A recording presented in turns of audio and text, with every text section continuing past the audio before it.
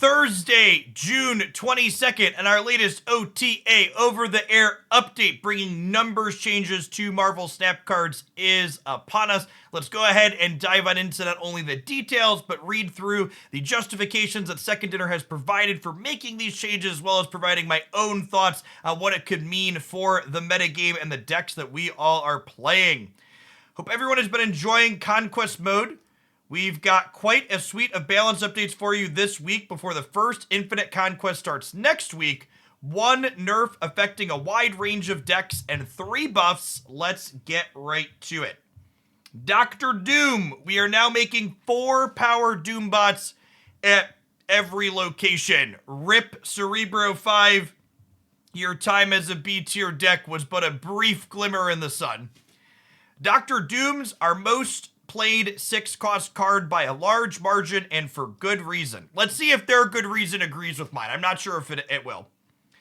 His ability to spread power and bypass restrictive locations makes him an excellent card in many past and current top decks like Lockdown, Electro Ramp, and Lockjaw. In fact, he's so good at contesting closed location that he actually encourages decks to be built around doing so more often. By taking 1 power off his Doombots, we're looking to tone down his overall strength and improve the diversity among our 6-cost cards in our top decks. We're sad to lose the symmetry between Doom and his bots. We hope this will bring his decks more in line with the rest of the competition. Besides, Doom's tougher than a Doom bot. So, I don't know that I agree with the reason why Doom is popular here. So I think part of Doom being popular was cyclical a little bit in that, yeah, Doom is good in the lockout decks, but Doom's also good against the lockout decks, which basically meant people's best tool for fighting them was playing the same card, is part of the reason why it was so omnipresent. Another reason why Dr. Doom is so popular and powerful is Wave is a really powerful polarizing tech card with her latest variation, and Dr. Doom is the single best thing you could do to follow up your opponent playing a wave and locking you out of the game. Like, I even went so far as to recommend that Sarah Disruption play Dr. Doom, so that way when you get waved on turn 5, you have a reasonable, meaningful counterplay to what they're doing. So I agree that Doom's the most powerful card. Like, obviously it's played in everything, but I don't know that Doom's power was symptomatic of his stat line so much as it's symptomatic of like all the other things that are going on in the format. This change is a little bit of a miss for me overall. I think I would have preferred, if they wanted to make Dr. Doom less good, that they would have made other things that make him necessary be worse instead of making him directly worse. But it is what it is. Cerebro 5 is likely dead. Doom is worse now. Let's scroll along. They did tell us the other 3 changes this week are buffs, which are always happier changes. Let's see what we got in store. Red Skull getting almost completely reverted. So we're going from a 512 to a 514 with that +2 power again. Man, Cerebro can't catch a break, huh? So putting some Red Skull back into the metagame, maybe the classic Shuri Red Skull could be good. Shuri into Red Skull into Taskmaster is 28 in 2 lanes. This could actually be a really meaningful metagame shift in terms of talking about how things could get pushed around, because 28 power Red Skull and Taskmaster, that's something that could compete with High Evolutionaries Hulks. So a lot of decks are struggling to go over the top of High Evolutionaries Hulks right now, and this is something that could provide that and maybe give us some flex into the metagame, perhaps. Let's see what they say. Red Skull terrorized our meta for a while in partnership with Shuri. Now that Shuri's been nerfed, we felt it was time to restore Red Skull to a higher value. Skull's a more interesting card with more base power and more detrimental ongoing. This helps him perform well in decks with Enchantress, Sauron, and of course Shuri. Yeah, so this is a good observation too. So like not only does it obviously create a Shuri deck, but it's also potentially better in other decks as well. I like this revert. I think we were overdue for this. Ooh, this next one's good. Nimrod. Nimrod's getting a point of power. Up to a 5/6. Speaking of Cerebro decks, Cerebro Destroy makes a lot of 6 power things. This one's been on our wish list for a while, but we were weary of making Galactus more popular as a consequence since that was the most popular Nimrod deck. Now that we've shipped our Galactus nerf, we're confident in giving Nimrod a small boost will hopefully make him more promising fodder for Forge, Shuri, and Venom. We've also got some upcoming cards that should reward destroying cards even more, so stay tuned for those synergies. I haven't looked at them yet, all of them yet, but I believe a lot of the August card releases, so not July, so we're like 6 weeks out. A lot of the August card releases are destroy related.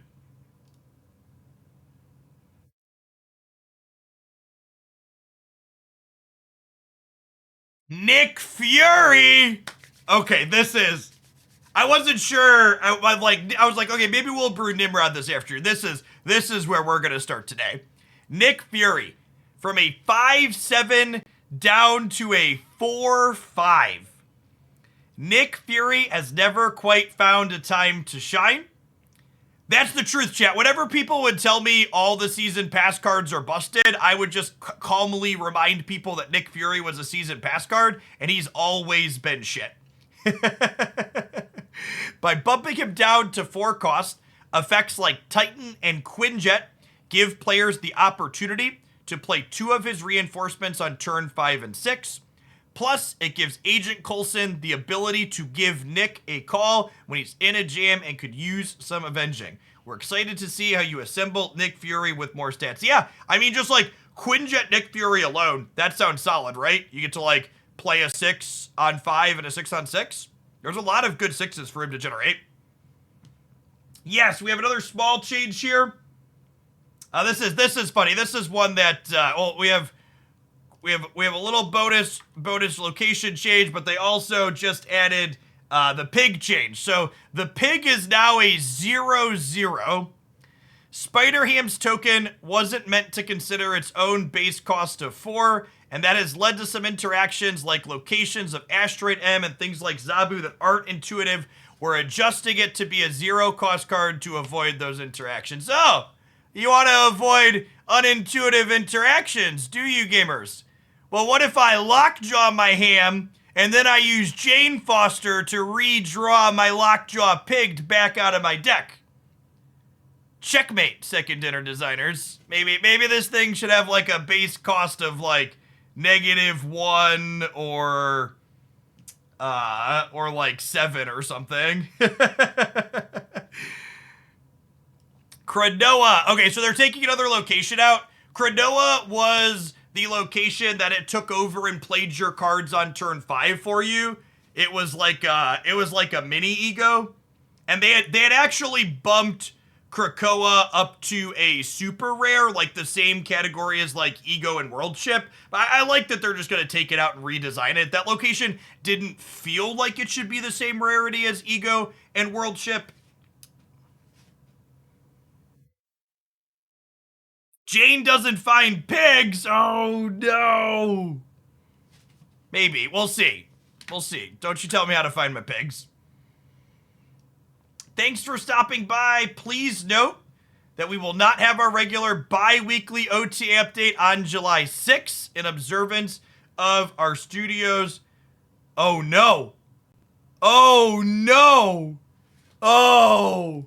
Oh, yikes. Okay, so per the schedule, there was never going to be an OTA update on the 29th. And then they're off on the 6th for a holiday. Which holidays? Yep. So that means High Evolutionary keeps all of his text until July 11th.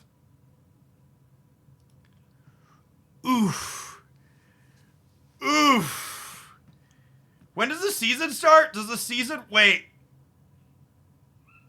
Oh wait, that's a bigger oh no. Wait, their studios having a summer shutdown over July 6th? The season rolls over on the 5th, right? A week and 4 days? Yeah? 1, 2, 3, 4. Or on the 3rd? Monka season rollover while they're on vacation. Oh no. Oh no. Okay, so like, I think it's a good thing. Like, game developers are human beings and they deserve holidays just like everybody else. However, if they knew that they were going to take a summer shutdown and be off the week of July 4th, this should have been a 5-week season. I don't know what their calendar and timing stuff, like maybe it just really doesn't work out, but I feel like just based on how our first handful of things have gone, they probably should have erred on the side of caution and had this be a 5-week season if they were going to have most of their people out of the office when the next season rollover happens. So, you know, maybe it's all going to be fine. Hopefully it's all going to be fine. Fingers crossed, you know? All right. Okay, anywho, to give a final summary on this, I like all 3 of the buffs. Nick, Fury, and Nimrod give us some new decks to potentially explore. Red Skull gives us an old deck that has potential to maybe make High Evolutionary more reasonable in the format. And Doctor Doom is a change that I'm not a huge fan of, but it makes sense. I would have preferred that they addressed this card in a different way, but this is what we've got. And then finally, High Evolutionary and everything else is staying exactly how it is until the patch on Tuesday, July 11th.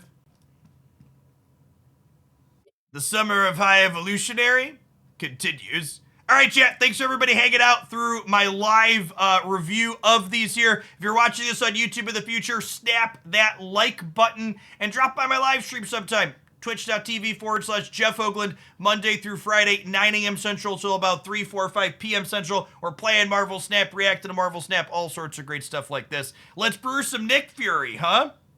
Let's do it.